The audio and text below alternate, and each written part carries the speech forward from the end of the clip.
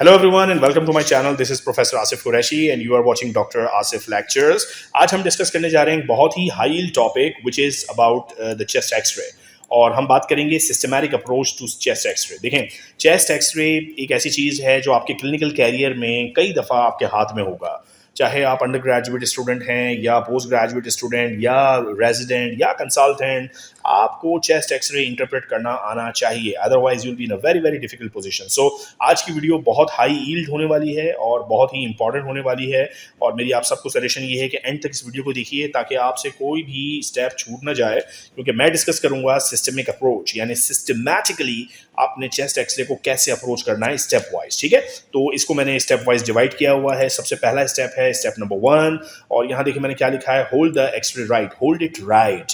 देखें, एक्सरे की ओरिएंटेशन बहुत इंपॉर्टेंट है, कहीं ऐसा ना हो आपने एक्सरे उल्टा पकड़ा हुआ हो। तो फर्स्ट थिंग इज उसको सही तरीके से आपने होल्ड करना है। यूजुअली एक्सरे की फिल्म जब आपके हाथ में होती है तो उस पर लिखा होता है, जैसे यहाँ देखिए लिखा हुआ left side, so this is the left side of the patient. Okay, usually यहाँ पे लिखा होता है right side, so that is the right side of the patient. So first thing कि आपको एक्सरेज की ओरिएंटेशन ठीक से रखनी है, कि आपको पता हो कि आप जो एक्सरे इंटरप्रेट कर रहे हैं उसका राइट साइड एक्चुअली पेशेंट का राइट साइड है और उसका लेफ्ट साइड एक्चुअली पेशेंट का लेफ्ट साइड है।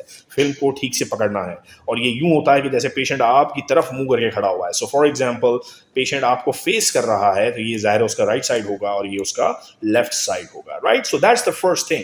फिर आपको एक बात ये याद रखनी है कि व्हाट इज एन एक्सरे। देखें, x-ray is basically a black and white film.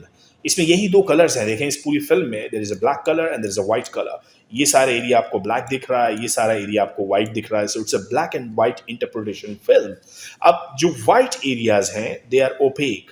मैंने जनरल एनाटॉमी का, रेडियोलॉजी के जनरल प्रिंसिपल्स हैं बीडी चौरासिया का चैप्टर नंबर 10, वो ऑलरेडी अपलोडेड है मेरे चैनल पर। ये रहा उसका लिंक। इस वीडियो को जरूर देखें ताकि आपको पता हो कि ओपेक से हमारा क्या मतलब है और ट्रांसलूसेंट से हमारा क्या मतलब है। बेसिकली सिंपल वर्ड्स में, अगर से फॉर एग्जांपल ये एक बोन है और इस बोन पर आप एक्सरे थ्रो करते हैं तो बोन से ये एक्सरेज गुजरते नहीं हैं, एंड दिस इज वाई ये जो बोन है ये यहाँ वाइट अपीयर होती है। ऐसे स्ट्रक्चर को हम कहते हैं ओपेक। लेकिन फॉर एग्जांपल एयर है, लंग्स में एयर है, एयर से जब एक्सरेज आप पास करते हैं तो ये एयर में से एक्सरेज गुजर जाती हैं and this is why it appears black. चूंकि इसमें से रेज गुजर जाती हैं इसे हम नाम देते हैं ट्रांसलूसेंट। अब वो चीज जिसमें से बिल्कुल रेज नहीं गुजरेंगी वो आपको बिल्कुल वाइट दिखेगी, जिसमें से सारी की सारी रेज गुजर जाएंगी वो आपको बिल्कुल ब्लैक दिखेगी, और जिसमें से कुछ रेज गुजरेंगी कुछ नहीं गुजरेंगी जैसे कि सॉफ्ट टिश्यू, वो एरियाज आपको ग्रे दिखेंगे। इस चीज़ को फर्दर समझने के लिए मेरी ये वीडियो ज़रूर देखिए जिसमें मैंने जनरल एनाटॉमी में रेडियोलॉजी के जनरल प्रिंसिपल्स एक्सप्लेन किए, तो आपको ये समझ में आ जाएगा। बट यहाँ आपको इतना याद रहे कि जो वाइट स्ट्रक्चर्स हैं वो बोनी स्ट्रक्चर्स हैं और जो ब्लैक स्ट्रक्चर आपको यहाँ पे दिख रहे हैं दैट इंडिकेट्स एयर। तो ये प्रिंसिपल चीज है जो आपको समझनी है, ठीक है। एक्सरे को ठीक से पकड़ना है और ये बात जान लें कि x-ray is a black and white type of film. So hold it right is step number 1। आइए देखते हैं स्टेप नंबर 2 क्या है। Now, स्टेप नंबर 2 है get IDs and details sorted. देखो, ये बहुत ज़रूरी है कि आपके क्लिनिक के टेबल पर जो पेशेंट बैठा हुआ है वही पेशेंट है जिसका एक्सरे एक्चुअली आप देख रहे हैं। कहीं ऐसा ना हो कि एक्सरे हम किसी और का देख रहे हो और पेशेंट आपके पास कोई और मौजूद हो। तो first thing is to check the patient's ID. ID usually लिखी होती है और नाम लिखा होता है, जैसे यहाँ पे भी किसी का नाम लिखा हुआ है। सो एक्सरे फिल्म पे यूजुअली पेशेंट की आईडी मेंशन होती है। So double check this. अगर आईडी नहीं मेंशन, बाज एक्सरेस ऐसे भी होते हैं जिसपे आईडी मेंशन नहीं होती, तो आप पेशेंट से कंफर्म कर लीजिए कि ये एक्सरे आप ही का है। So you have to anyhow confirm patient's ID, पहली चीज, ठीक है। फिर डेट ऑफ एक्सरे। कहीं ऐसा तो नहीं है, बाजों का पेशेंट्स जिनको क्रॉनिक डिजीजेज होती हैं, लंबे देर से चलने वाले प्रॉब्लम्स होते हैं, वो बहुत सारे एक्सरेज करवाते हैं। कहीं ऐसा तो नहीं है पेशेंट कोई बहुत पुराना एक्सरे ले आया है, तो जो पुराना एक्सरे होगा वो करंट कंडीशन को हो सकता है इन्वेस्टिगेट करने में हेल्प ना कर रहा हो। मैं ये नहीं कह रहा कि पुराने एक्सरेज इंपॉर्टेंट नहीं है, पुराने एक्सरेज भी बहुत इंपॉर्टेंट होते हैं, they give you very important information. For example disease की प्रोग्रेशन कैसी हो रही है वगैरह वगैरह। लेकिन आप डेट जरा चेक कर लीजिए कि ये ताज़ा तरीन एक्सरे है या नहीं है। सो पेशेंट की आईडी चेक करना जरूरी है, एक्सरे की डेट चेक करना जरूरी है, and also look at the prescription कि डॉक्टर ने क्यों लिख के दिया था, क्या लिख के दिया था, जो लिख के दिया था वही एक्सरे है भी या नहीं। फॉर एग्जाम्पल अगर पेशेंट ने आपको प्रिस्क्रिप्शन दी, उस पर लिखा हुआ था डॉक्टर ने पीए व्यू करवाना है, लेकिन जो एक्सरे आप देख रहे हो उस पर एक्चुअली लिखा हुआ है कि this is an AP view, तो that's a problem. doctor wanted to see something in PA view, but now the patient has AP view. Okay, so it has to be the right X-ray as prescribed. जो prescription में लिखा था वही X-ray होना चाहिए. That's an important point. Okay, और बाज़ औक़ात prescription पे reason भी लिखा होता है. For example, बाज़ consultants लिख देते हैं कि I'm suspecting tuberculosis and this is why I'm ordering a chest X-ray. तो प्रिस्क्रिप्शन से आपको भी एक्सरे देखते हुए आइडिया हो जाएगा कि एक्सरे एक्चुअली करवाया क्यों था. फिर view of the x-ray confirm होना चाहिए कि what you are looking at. Usually ये लिखा होता है पीए व्यू या एपी व्यू या lateral view. So view ascertain करना ज़रूरी है. और अभी मैं आपको आगे बताऊंगा कि व्हाई दिस इज इंपॉर्टेंट. क्योंकि अगर हम बाज़ व्यूज़ में कार्डियक डायमीटर्स मेजर करते हैं तो वो डिफरेंट होते हैं और बाज़ व्यूज़ में different. So you have to take into account कि एक्चुअली एक्सरे का व्यू कौन सा है. सो स्टेप नंबर 1 क्या था एक्सरे को स्टडी करने के लिए? Hold it right. आपको राइट और लेफ्ट का पता होना चाहिए. स्टेप नंबर 2 क्या है? Get the IDs and details sorted. ये सारी आईडीज और डिटेल्स से रिलेटेड पॉइंट्स आपको पता होने चाहिए. अब ये देखते हैं स्टेप नंबर 3 क्या है. What is step number 3? Step number 3, check the film quality. अब आपको ये जो एक्सरे की फिल्म आपके सामने है आपको देखना है कि इसकी क्वालिटी कैसी है. इज इट अच्छा, जब हम क्वालिटी की बात करते हैं सो 3 नाम आपके दिमाग में आने चाहिए. एक कहलाता है नॉर्मल एक्सपोजर, एक कहलाता है ओवर एक्सपोज्ड फिल्म और एक कहलाती है अंडर एक्सपोज्ड फिल्म. ये तीनों टर्म्स अभी थोड़ी देर में आपको फर्दर समझाता हूँ. लेकिन इन तीनों को चेक करने के लिए हम ये वर्ड यूज करते हैं चेक द फिल्म क्वालिटी. देखो अब तक हमने चेस्ट एक्सरे का एक्चुअल इंटरप्रिटेशन स्टार्ट नहीं किया है. अब तक हम प्रीलिमिनरी टाइप की बातें डिस्कस कर रहे हैं. लेकिन ये सब बहुत इंपॉर्टेंट है. Hold it right. अगर आपने एक्सरे सही नहीं पकड़ा तो आपकी सारी इंटरप्रिटेशन उल्टी पुल्टी हो जाएगी. राइट साइड की चीज़ों को आप कह रहे होंगे लेफ्ट साइड की चीज़ें हैं, लेफ्ट साइड की चीज़ों को आप इंटरप्रेट कर रहे होंगे राइट साइड. सो सब उल्टा हो जाएगा. अगर for example effusion, pulmonary effusion या प्लूरल इफ्यूजन राइट साइड पे है और आप उसको इंटरप्रेट रॉन्ग कर रहे हैं कि ये जी लेफ्ट साइड पे है, तो पता चले नीडल आपने गलत जगह डाल दी. पेशेंट के राइट साइड पे डालनी थी, आपने लेफ्ट साइड पे डाल दी. इसीलिए बड़ा इंपॉर्टेंट है कि आप सही तरीके से एक्सरे को होल्ड करें. फिर नेक्स्ट था पेशेंट की आईडी. आप सही पेशेंट का एक्सरे देख भी रहे हैं नहीं. फॉर एग्जांपल यहाँ पे प्लूरल फ्लूइड है राइट साइड पे, आपके सामने जो पेशेंट बैठा हुआ है ये उसका एक्सरे ही नहीं है, ये किसी और का एक्सरे है. और आपने एक्सरे की बुनियाद पर इस पेशेंट में नीडल डाल दी एस्पिरेट करने के लिए. तो इस पेशेंट को तो एक्चुअली नीडल की जरूरत थी नहीं. इसीलिए इंपॉर्टेंट है कि आईडी सॉर्ट की जाए. ठीक है. अब तीसरी चीज़ है क्वालिटी ऑफ द फिल्म. कोई भी इंटरप्रिटेशन करने से पहले ये ज़रूरी है कि जो फिल्म आप देख रहे हैं आप उसकी क्वालिटी से सेटिस्फाइड हो. देखो कई तरह की लेबॉर्ट्रीज होती हैं. बाज़ लेबॉर्ट्रीज क्वालिटी का ख्याल नहीं करती किसी भी तरह की. They go for any sort of x-ray film और कोई एसओपीज का ख्याल नहीं कर रहा. तो ये आपने अपने क्लिनिक के डेस्क पे बैठ के तय करना है कि मेरी जो एक्सरे की फिल्म है उसकी क्वालिटी कैसी है. तो एक तो मैंने आपको क्वालिटी में ये चीज़ बताई कि एक्सपोजर की आपने बात करनी है. नॉर्मल एक्सपोजर है, ओवर एक्सपोज है या अंडर एक्सपोज है. आपने ये चेक करना है कि पेशेंट की इंस्पायरेशन का लेवल ठीक है और रोटेशन ठीक है या नहीं.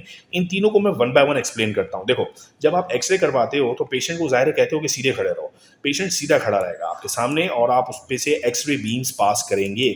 अगर पेशेंट राइट साइड पे टिल्ट हो गया यानी उसने राइट साइड पे टर्न लिया हुआ है या लेफ्ट साइड पे टर्न लिया हुआ है तो रोटेशन का प्रॉब्लम होगा और एक्सरे की जो क्वालिटी है वो खराब हो जाएगी. ठीक है. सो रोटेशन पे कमेंट करना है. इंस्पायरेशन, आपने अगर अपना कभी एक्सरे करवाया है तो हमेशा एक्सरे करवाने जब जाते हैं तो पेशेंट से कहा जाता है कि गहरी सांस लेके रोक दो और फिर एक्सरे उस पे से बीम्स पास करते हैं. इसके रीज़न है. उसका रीज़न ये होता है कि जितना इंस्पायर करेंगे तो ये आपको मैक्सिमम फील्ड नज़र आएगी लंग्स की. ठीक है. तो इसीलिए इंस्पायरेशन ठीक हुई है या नहीं हुई है ये आपको एक्सरे की फिल्म पे चेक करना है. और फिर एक्सपोजर चेक करना है कि रेडिएशन बहुत ज़्यादा तो नहीं है, रेडिएशंस बहुत कम तो नहीं है, यानी ओवर एक्सपोज और अंडर एक्सपोज तो नहीं है. इन तीनों को मैं 1 बाय 1 आपको एक्सप्लेन करता हूँ. आइए देखते हैं इसमें रोटेशन से क्या मतलब है. देखो check for distance between the lateral end of clavicles and spinous processes. मैं इस डायग्राम को थोड़ा सा बड़ा करके आपको दिखाता हूँ. Look at this diagram here. देखें बॉस ये है क्लैविकल, दिस इज क्लैविकल. ठीक है. और यहाँ से ये राइट साइड की क्लैविकल है. अब ये क्लैविकल और ये क्लैविकल राइट. और ये रहे बीच में spinous processes of the vertebrae right. अब जरा देखो कि ये स्पाइनस प्रोसेसेस और lateral end of actually the medial end of the clavicle, medial end, not the lateral end. Okay, so what we have written here, so that should be the medial end of clavicle, right? Medial end of clavicle and the spinous processes के दरमियान ये जो gap है अगर ये gap equal है, if this is an equal gap, then this is perfectly normo-rotative type of x-ray. इसका x-ray का रोटेशन बिल्कुल ठीक है, यानी क्वालिटी में जो पहला इंडिकेटर था क्वालिटी का विच वॉज कॉल्ड रोटेशन, वो rotation is okay, so I am happy with the rotation. अब जरा ये इसका दूसरी मैंने एक एग्जांपल यहाँ पे दी है, this is not a good quality x-ray because यहाँ क्लैविकल का जो मीडियल एंड है और ये दूसरी क्लैविकल का मीडियल एंड है, स्पाइनस प्रोसेसेस देखिए यहाँ से करीब हैं लेकिन यहाँ से दूर हैं, इसका मतलब the quality is not good. So in order for an X-ray to be a good quality X-ray, पहला इंडिकेटर है रोटेशन, और रोटेशन हम कैसे पता करते हैं? By looking at the distance between the medial ends of the clavicle and the spinous processes. This has to be replaced with the word medial. ठीक है? अच्छा, सेकंड चीज जो हमने देखनी है वो है एक्सपोजर। नाउ एक्सपोजर चेक करने के लिए we have to look at the lower thoracic vertebrae. अब लोअर थोरैसिक वर्टिब्रे कहाँ है? These are the lower thoracic vertebrae. You see, अगर lower thoracic vertebrae are barely visible, जैसे कि इस केस में है, यहाँ पे आपको हार्डली ये दिख रही हैं, फिर भी दिख रही हैं, कुछ ना कुछ बॉर्डर इनका दिख रहा है, बाउंड्रीज दिख रही हैं, but they are barely visible. If they are barely visible, that is an okay type of exposure. ठीक है, यानी this is the way it should be. If they are not visible, if they are not visible, this is underexposed. If they are too much visible, this is overexposed. अभी मैं आपको दिखाता हूँ, ये diagram में यहाँ पे, इस पे देखते हैं। यहाँ एग्जाम्पल दी है, लुक एट दिस। ये एक चेस्ट एक्सरे है, और इस चेस्ट एक्सरे में if I look at the lower thoracic vertebrae, ये कुछ ज्यादा ही जरूरत से ज्यादा चमक रही हैं, दे आर बहुत जरूरत से ज्यादा विजिबल हैं, सो इसको हम कहते हैं ओवर एक्सपोज्ड चेस्ट एक्सरे। अच्छा, ओवर एक्सपोज चेस्ट एक्सरे का प्रॉब्लम ये है कि इसमें आप लंग फील्ड्स देखें, दे लुक डार्कर, और जब ये इतनी डार्क दिखेंगी तो मैं एक्चुअली इसको इंटरप्रेट ही नहीं कर सकता, और मैं इंटरप्रेट इसलिए नहीं करूंगा क्योंकि इसकी क्वालिटी ओके नहीं है। This is an over exposed chest x-ray. अच्छा, यहाँ देखें, यहाँ मुझे हार्ट दिख रहा है, यहाँ पे मुझे वर्टिब्रे दिख रही हैं क्या? दिख ही नहीं रही, कोई बाउंड्री नहीं दिख रही, कोई वर्टिब्रे नहीं दिख रही थोरैसिक, और अगर मुझे वो थोरैसिक वर्टिब्रे दिख ही नहीं रही, सो इसको मैं नाम दूंगा अंडर एक्सपोज्ड एक्सरे। और जो अंडर एक्सपोज्ड एक्सरे है, this is too much bright. ठीक है, तो ये आपको दो टर्मिनोलॉजीज याद रखनी है कि what is over exposure. Over exposure is a darker x-ray, what is under exposed, under exposed is a brighter x-ray. और नॉर्मल क्या होता है? नॉर्मल ये कि जो आपको थोरैसिक वर्टिब्रे हैं, they should be barely visible. So एक बार दोबारा देखें, क्वालिटी ऑफ चेस्ट एक्सरे हम बात कर रहे हैं, we are looking film quality. Film quality में तीन इंडिकेटर्स हैं। पहला इंडिकेटर था रोटेशन, दूसरा इंडिकेटर था एक्सपोजर, और एक्सपोजर में अगर lower thoracic vertebrae barely visible हैं, so it is nicely exposed. If they are not visible, they are underexposed, जैसे कि इस सिनेरियो में। If they are too much visible, they are overexposed, जैसे कि इस सिनेरियो में। ठीक है, अच्छा, तीसरा इंडिकेटर क्या था क्वालिटी का? तीसरा इंडिकेटर था इंस्पायरेशन। आपने ये चेक करना है कि इंस्पायरेशन पेशेंट की नॉर्मल है या नहीं, उसने ठीक से सांस अंदर खींच के रोकी थी एक्सरे के दौरान या नहीं। और उसको चेक करने का तरीका ये है कि अगर आप posterior end of the ribs count करें तो 8 से 10 posterior ends of the ribs आपको चेस्ट एक्सरे पर दिखने चाहिए। अगर आप anterior end of the ribs count करें तो 5 से 6 दिखने चाहिए। अगर 8 से 10 पोस्टीरियर या 5 से 6 एंटीरियर रिब्स के एंड्स विजिबल हैं, इसका मतलब इंस्पिरेशन ठीक हुई है। ये बात मैं आपको समझाता हूँ। Let us look at any of the chest x-ray film, जो अभी हमने थोड़ी देर पहले बात की है, इसको देखते हैं। लुक हियर, आपकी जो रिब्स हैं वो कहाँ से अटैच होती हैं? Basically vertebral column. So here is the vertebral column, ये वर्टिब्रल कॉलम चल रहा है और इस पर रिब्स अटैच्ड है। मैं इसका कलर चेंज कर देता हूँ so that you see it very clearly. Okay, अब जो वर्टिब्रे निकलती हैं रिब से, that is vertebrae number 1, then vertebrae number 2, then vertebrae number 3, then 4, then 5, then 6, then 7, then 8, then vertebrae number 9। ये मैं posterior ends of the vertebrae देख रहा हूँ जो वर्टिब्रल कॉलम के साथ अटैच्ड हैं। सो यहाँ मुझे एटलीस्ट 9 to 10 दिख रहे हैं। 9 to 10 दिख रहे हैं, इसका मतलब इंस्पायरेशन ठीक हुई है।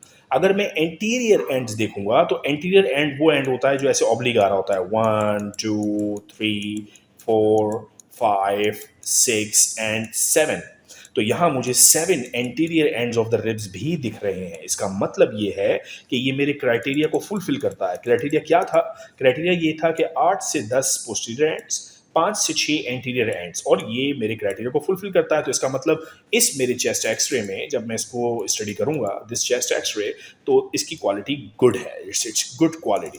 जब मैं ये क्वालिटी के तीनों इंडिकेटर्स असर्टेन कर लूंगा कि ये तीनों जो इंडिकेटर्स हैं, रोटेशन ठीक है, एक्सपोजर ठीक है और इंस्पिरेशन ठीक है, इसके बाद मैं स्टार्ट करूंगा एक्सरे की इंटरप्रिटेशन। आगे चलते हैं। अगर यहां तक क्वालिटी के स्टेप तक, जो कि स्टेप नंबर 3 था, यहां तक अगर आप मुतमईन नहीं है, यानी आपने नंबर 1 फिल्म को ठीक से पकड़ा हुआ नहीं है, राइट और लेफ्ट चेक नहीं किया, या नंबर 2 आईडीज चेक नहीं की, या number 3 quality of the film check नहीं की, तब तक हम आगे नहीं बढ़ सकते। यानी इन तीनों स्टेप्स को कंप्लीट किए बगैर अगर आप इंटरप्रिटेशन कर रहे हैं तो वो इंटरप्रिटेशन गलत होगी। ठीक है, अब आते हैं स्टेप नंबर 4 पे, जो कि एक्चुअल है इंटरप्रिटेशन का स्टेप, जिसमें हम बात करते हैं systematic approach to interpret the chest x-ray. देखो, इसमें मार्केट में ना बहुत सारे निमोनिक्स अवेलेबल है। फॉर एग्जांपल एक निमोनिक अवेलेबल है जिसे हम कहते हैं कि जी ABCD approach, A for air, B for bone, C for circulatory stuff and D for other, E for oesophagus. So ये जो ABCD अप्रोच है, आप इस तरह भी अप्रोच कर सकते हैं। फिर कुछ और निमोनिक्स लोग बनाते हैं कि एक्सरे को ऐसे अप्रोच करें। मेरी एक्सरे की जो अप्रोच है वो है इनसाइड आउट, यानी मैं सबसे पहले जो इंटरनल स्ट्रक्चर होगा सबसे अंदर का, which is the trachea, trachea पे हम कमेंट करेंगे, फिर हार्ट पे हम कमेंट करेंगे, फिर मीडियास्टिनम पे कमेंट करेंगे, फिर हाइलर मार्किंग्स पे कमेंट करेंगे। तो अंदर से हम बाहर की तरफ जाएंगे और आखिर में हम बोन्स पे कमेंट कर रहे होंगे। सो ये 8 स्टेप्स आपने याद रखने हैं। अगर ये 8 स्टेप्स आप कवर करते हैं तो इसका मतलब आपने चेस्ट एक्सरे बिल्कुल ठीक से एड्रेस कर लिया। अब वन बाय वन बताता हूं कि कौन से स्टेप में एक्चुअली देखना क्या है। सो पहली चीज जो आपने चेस्ट एक्सरे में देखनी है वो है ट्रैकिया। ट्रैकिया में what you actually want to see, देखें, ट्रैकिया में एयर होगी ऑब्वियसली, और एयर किस कलर की होती है? Air is black in colour. So this central thing is the trachea. और ये ट्रैकिया चल रही है, यहाँ ये राइट साइड पे डिवाइड हो रही है, और यहाँ से ये ट्रैकिया चल रही है, ये लेफ्ट साइड पे ब्रोंकस में डिवाइड हो रही है। So that basically is the tracheal region. और ट्रैकिया को अगर आप देखें, ये मैं ब्लैक मार्किंग्स को मैंने फॉलो किया है। It is central, yes, it is present in the centre. It is slightly tilted towards the right, it is slightly tilted towards the right. ये right side of the x-ray है, तो ये थोड़ी सी trachea right side, this is normal. इससे ज्यादा अगर deviation है, और ये ट्रैकिया को देखना बड़ा जरूरी है, हम कुछ एक्सरेज अभी देखेंगे जिसमें ट्रैकिया बहुत ज्यादा शिफ्ट हो जाएगी एक साइड पे, या राइट साइड पे, या लेफ्ट साइड पे, that will indicate a pathology. Normal trachea should be central and slightly tilted towards the right. ठीक है, तो ये बात आपको पता होनी चाहिए कि ट्रैकिया की नॉर्मल पोजीशन क्या है, और ट्रैकिया का नॉर्मल पोजीशन से राइट या लेफ्ट साइड पे डेविएशन का मतलब होगा कोई ना कोई पैथोलॉजी, जो हम जब एबनॉर्मल एक्सरेज डिस्कस करेंगे उस वक्त ये बात मैं आपसे डिस्कस करूंगा। तो सबसे पहली चीज क्या देख ली हमने? ट्रैकिया। नेक्स्ट चीज हमने क्या देखनी है? Heart size. अच्छा, हार्ट साइज को देखने का तरीका ये है कि हार्ट साइज नॉर्मल है या एबनॉर्मल। हम देखते हैं कार्डियोथोरैसिक रेशियो। कार्डियोथोरैसिक रेशियो का मतलब ये है कि हम कार्डियक एरिया को मेजर करते हैं इन सेंटीमीटर्स, और डायफ्राम टू डायफ्राम ये पूरा थोरैसिक एरिया मेजर करते हैं और इनका रेशियो लेते हैं। अगर वो रेशियो 0.5 से कम है तो हार्ट साइज नॉर्मल है, अगर वो रेशियो 0.55 से ज्यादा है तो हार्ट साइज एबनॉर्मल है। And this is what we are talking about in the posterior anterior view. क्योंकि मैंने पहले भी आपको ये पढ़ाया है कि अगर एपी व्यू लेते हैं तो there is a false cardiomegaly, heart size बड़ा दिखता है एपी व्यू में, तो उसको आपने कार्डियोमेगाली लेबल नहीं कर देना। ऐसी कंडीशन में हम कट ऑफ पॉइंट रखते हैं मोर देन 0.6 रेशियो के लिए, या हम ऑल्सो ऑर्डर करते हैं lateral film, lateral chest x-ray. So ये जो नॉर्मल वैल्यूज वार्ड्स में डिस्कस होती हैं, less than 0.5 is normal and more than 0.55 is abnormal. This is only for the posterior anterior PA view. ठीक है, सो तीसरी चीज जो हमको देखनी है चेस्ट एक्सरे में, that is called the mediastinum. Mediastinum basically ये सेंट्रल पार्ट होता है, राइट जिसका बॉर्डर होगा और लेफ्ट बॉर्डर होगा। इसके राइट और लेफ्ट बॉर्डर की कंपोजिशन इंपॉर्टेंट है जो आपको पता होनी चाहिए। देखें, राइट साइड पे this basically is the area for the right atrium. ठीक है, यहाँ पे आपके हार्ट का राइट एट्रियम है। अच्छा, राइट एट्रियम पे ऊपर से कौन सी ब्लड वेसल ब्लड लेकर के आती है? Superior vena cava. और नीचे से कौन सी ब्लड वेसल कनेक्टेड होती है? Inferior vena cava. सो ये तीन चीजें मिलकर, यानी superior vena cava, inferior vena cava और राइट एट्रियम मिलकर बनाते हैं right border of the mediastinum. यानी यहाँ से इंफीरियर वेना केवा, यहाँ से राइट एट्रियम, और यहाँ से सुपीरियर वेना केवा, ये तीन चीजें मिलकर ये वाला बॉर्डर कहलाता है right border of mediastinum. Left side पर क्या स्टोरी है? लेफ्ट साइड पे सबसे ऊपर होता है एओर्टिक नकल। एओर्टिक नकल के बाद जो पार्ट है वो है पल्मोनरी आर्टरी का मेजर चंक, और उसके बाद छोटा सा एक पार्ट आता है which is the atrial appendage, जो कि लेफ्ट एट्रियम का पार्ट है, और फिर ये पूरा लेफ्ट वेंट्रिकल का पार्ट है, आपके हार्ट का ये लेफ्ट वेंट्रिकल है। सो ये जो पूरा बॉर्डर बन रहा है बेसिकली यहाँ से चल के जो कि सबसे पहले एओर्टिक नकल से बना है, फिर पल्मोनरी आर्टरी है, फिर एट्रियल अपेंडेज है, और उसके बाद लेफ्ट वेंट्रिकल है। सो ये वाला पूरा बॉर्डर कहलाता है लेफ्ट बॉर्डर। आपको ये पता होना चाहिए कि मीडियास्टिनम का ये राइट बॉर्डर और मीडियास्टिनम का ये लेफ्ट बॉर्डर किन किन चीज़ों से मिलकर बना है। उसकी वजह ये है क्योंकि अगर यहाँ पे कोई ओपेसिटी आपको दिख रही है तो आप चेस्ट एक्सरे में उसको एक्सप्लेन ऐसे करेंगे कि on the left border towards the left ventricle there is an opacity. So these locations are very very important कि राइट बॉर्डर किन चीज़ों से मिलकर बनता है और लेफ्ट बॉर्डर ऑफ मीडियास्टिनम किन चीज़ों से मिलकर बनता है। तो हमने ट्रेकिया देख ली, उसके बाद हमने कार्डियक साइज देख लिया, उसके बाद हमने मीडियास्टिनम पे कमेंट कर लिया। अब आइए आगे चल के देखते हैं स्टेप नंबर 4 में आपको क्या चीज़ देखनी है, which is called the hila. Hila is the point of entry of actually the bronchus and the blood vessels into the lungs, और ये हाइलर मार्किंग्स हैं। So they are basically concave on the lateral side. अगर आप इसको ऐसे देखें सो ये lateral side है, जाहिर है दोनों तरफ, ये राइट साइड का लेटरल साइड और ये लेफ्ट साइड का लेटरल साइड। लेटरल साइड पे it is a concave surface. It is a concave surface. If you see this, it is a concave laterally surface. Left hilum is a little higher than the right hilum. सो जो left hilum है ये थोड़ा सा ऊपर होता है as compare to the right half. That's the normal position. Okay, normal position याद रखना जरूरी है। हाइला के बाद पॉइंट नंबर 5 जो आपने देखना है वो देखना है डायफ्राम, और डायफ्राम में आपको पता होना चाहिए कि left side of the diagram, this is obviously the right side of the patient, this is left side of the patient, और ये है डायफ्रामेटिक मार्किंग। अगर आप इसको यूं, ये this is the diaphragm, this is the right hemidiaphragm and this is the left hemidiaphragm. So अगर आप इसको कंपेयर करें तो लेफ्ट साइड का हेमी डायफ्राम थोड़ा सा नीचे है क्योंकि इसके ऊपर यहाँ पे हार्ट रखा हुआ है। हार्ट के वेट की वजह से this is a little downward। ठीक है, तो ये आपने डायफ्राम पे कमेंट करना है। डायफ्राम नॉर्मल आपने देख लिया। फिर आपने नेक्स्ट चीज देखनी है नंबर 6, कॉस्टोडायफ्रैग्मेटिक एंड कॉस्टोफ्रेनिक एंगल्स। देखें ये एंगल्स बहुत जरूरी हैं, एक ये वाला एंगल और एक ये वाला एंगल, कार्डियो नॉट द कॉस्टो। अगर ये एंगल्स इनमें लिक्विड भर जाएगा तो ये एंगल इस तरह से विजिबल नहीं होंगे, these angles will be blurred, और ये बहुत इंपॉर्टेंट फाइंडिंग है चेस्ट एक्सरे को इंटरप्रेट करने के लिए। ठीक है, इन एंगल्स को देखने के बाद you have to look at the chest wall. On the right side ये पूरी चेस्ट वॉल आपने देखनी है, ऑन द लेफ्ट साइड ये पूरी चेस्ट वॉल आपने देखनी है कि कहीं इसमें कोई बोनी मार्किंग तो नहीं है, कोई ओपेसिटी तो नहीं है, कोई फ्रैक्चर तो नहीं है, या कोई नॉर्मल से हट के कोई रिब में fracture, anything which looks abnormal. और फिर ये दोनों साइड आपने कंपेयर भी करने के, right side of the chest wall and left side of the chest wall किस तरह दिख रहे हैं, किस तरह एक दूसरे से कंपेयर हो रहे हैं। और फाइनल चीज जो आपने देखनी है, each and every bone.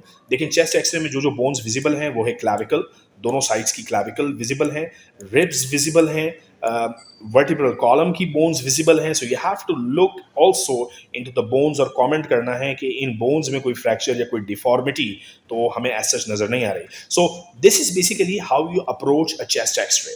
Systematic approach chest x-ray की गाइस बहुत ज़रूरी है। नेक्स्ट वीडियो में मैं बात करूँगा क्लिनिकल केसेस की। हम नमूनिया के बारे में पढ़ेंगे कि उसका चेस्ट एक्सरे कैसा दिखता है, प्लेरल फ्यूजन, न्यूमोथोरैक्स, ट्यूबरक्लोसिस वगैरह वगैरह। लेकिन आज का जो लेक्चर था it focused on how to systematically approach chest x-ray. एक दफ़ा क्विकली इसको रिवाइज करता हूँ जस्ट 2 मिनट के अंदर। सबसे पहली आपको बात ये पता होनी चाहिए, you have to hold the x-ray right, आपने ठीक पकड़ा हुआ है या नहीं, राइट और लेफ्ट आपने सर्टेन करना है। नेक्स्ट पॉइंट है कि आईडीज सॉर्ट आउट करनी है, पेशेंट ठीक है, डेट ऑफ एक्सरे क्या है, प्रिस्क्रिप्शन क्या थी और कौन सा व्यू हम देख रहे हैं।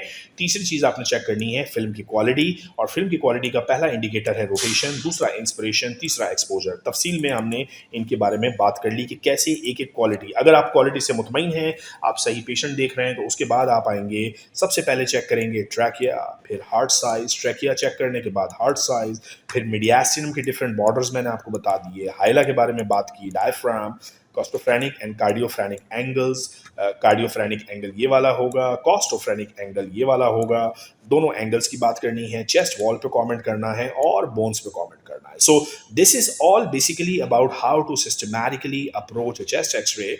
इसके बाद नेक्स्ट वीडियो में आपसे मुलाकात होगी जिसमें हम बात करेंगे कुछ पैथोलॉजीज की, कुछ पैथोलॉजिकल चेस्ट एक्सरेज की। तब तक के लिए अपना ख्याल रखिएगा। Take care of yourself.